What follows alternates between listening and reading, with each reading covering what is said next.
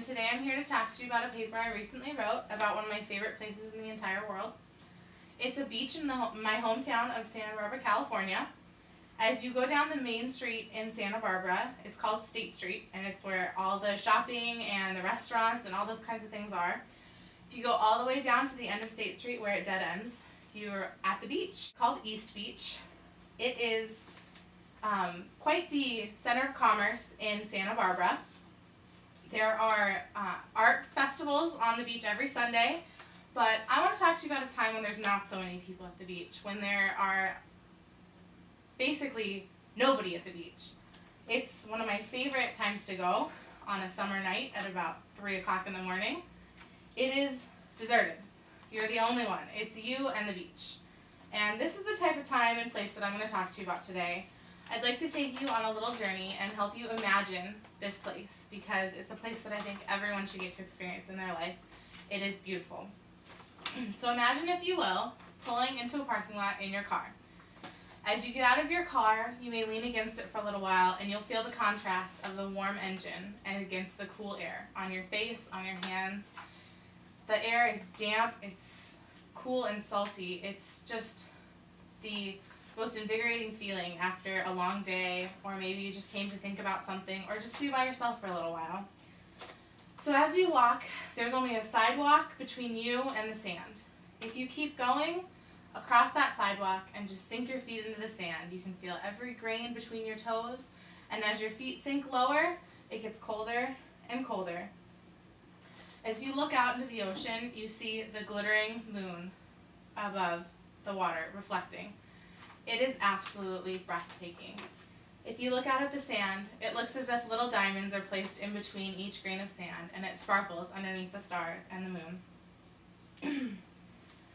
Just the sight of the beach alone offers a sense of calm and relaxation that nowhere else in the world has ever offered me, and it's absolutely gorgeous.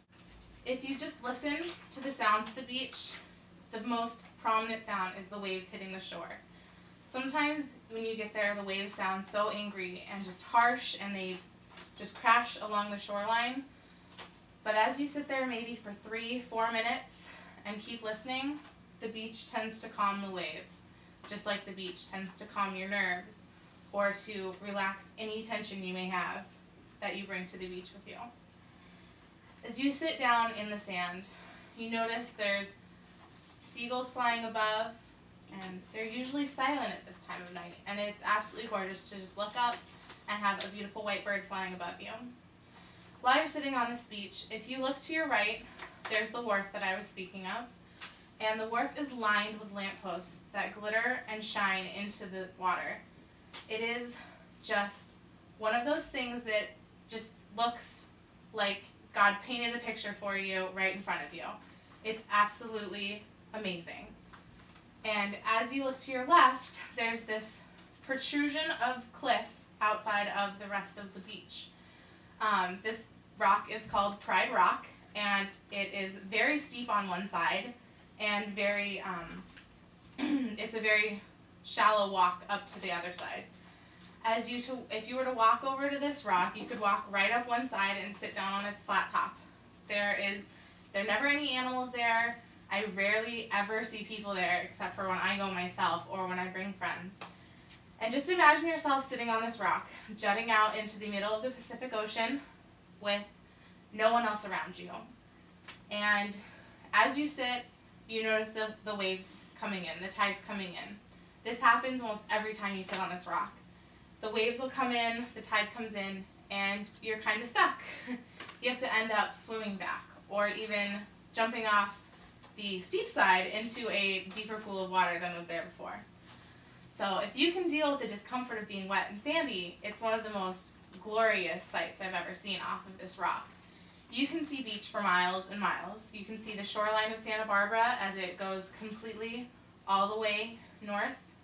It's gorgeous. Santa Barbara is actually surrounded by beach on 3 sides, surrounded by ocean and beach, obviously, on 3 sides, which makes us kind of unique. It's one of the only cities in California that does that, or even in the United States that does that. And so, as you can imagine, the coastline is rather long and large. It's absolutely glorious. But back to where you were sitting on the beach before. if you look out into the water, the moonlight glitters. It's gorgeous. And the lights from the wharf glitter. I actually brought a picture to show you guys of this beach and the wharf in particular. I have two separate pictures, one a little closer up where you can see the restaurants and all those types of things. And if you guys could just pass that around. And the other one I have is a little bit farther away, and you can see the streams of light that I was talking about on the wharf. They're absolutely glorious. They just sparkle and glitter, and they're amazing. So if you could pass that one around too. These pictures were taken at about midnight, when it's pretty much the darkest in Santa Barbara, California. And the light is an amazing contrast from the dark sky. The sky above you is usually a little cloudy, but the moon always shines through, and that, I have to say, is one of the most beautiful things about this beach.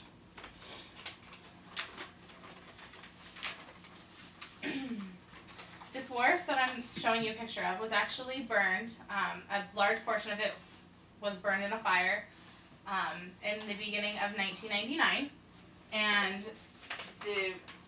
if you look at the wharf, especially in daylight, at night it's a little harder to see, but because I'm a native of this beach, I notice it every time I go. The end is still black and charcoal. Between where they rebuilt the wharf and where the old wharf, there's a nice large section of crispy charcoal wood that's still structurally sound, but from the look of it, looks rather burned and rather damaged. It's pretty amazing to look at the structural strength of this burned wood because cars drive over it, there's restaurants built on top of it. It's quite a difference from seeing the industrial world of Santa Barbara to this beautiful nature that is the beach. There's very little interruption. You know, you can see sailboats off in the distance and things like that, of course, but there's just a sense of the beauty that Mother Nature offers at this beach.